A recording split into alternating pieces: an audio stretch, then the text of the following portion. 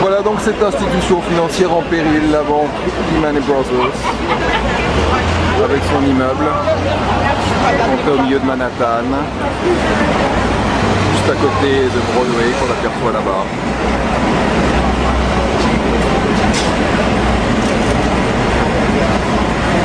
Vous le voyez aujourd'hui, les chaînes de télévision du monde entier, les chaînes américaines sont devant la banque pour voir ce qui va se passer, pour tenter de parler avec les employés. De nombreux journalistes sont en direct.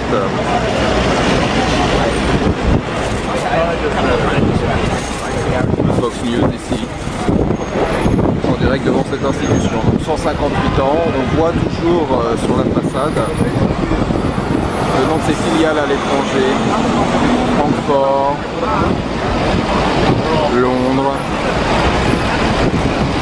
ces filiales qui aujourd'hui entraînent ces places financières étrangères dans la tourmente, dans une crise qui s'emparait du monde entier en quelques heures, après ce dimanche noir lors duquel personne n'a voulu racheter cette banque qui pourtant il y a encore quelques mois, en décembre dernier, affichait des bénéfices records.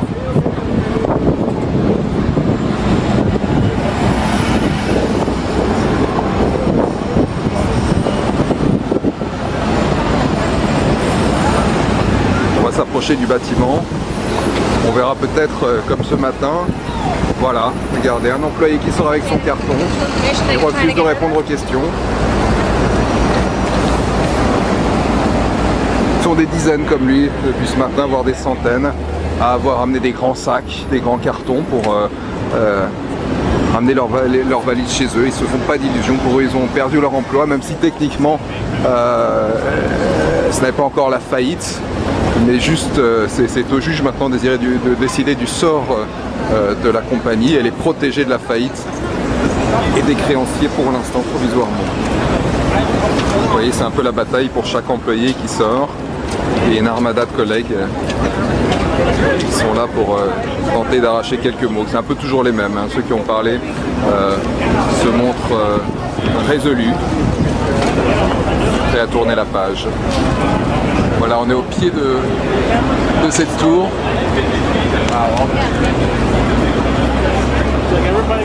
Tout à l'heure, un gérant de fortune qui passait par là a comparé cette crise financière à la crise de 1929 et il a eu ces mots terribles et ironiques. Il a dit ça paraît affreux à dire, mais je ne peux pas m'empêcher de regarder le sommet de la tour pour voir si quelqu'un va sauter par la fenêtre.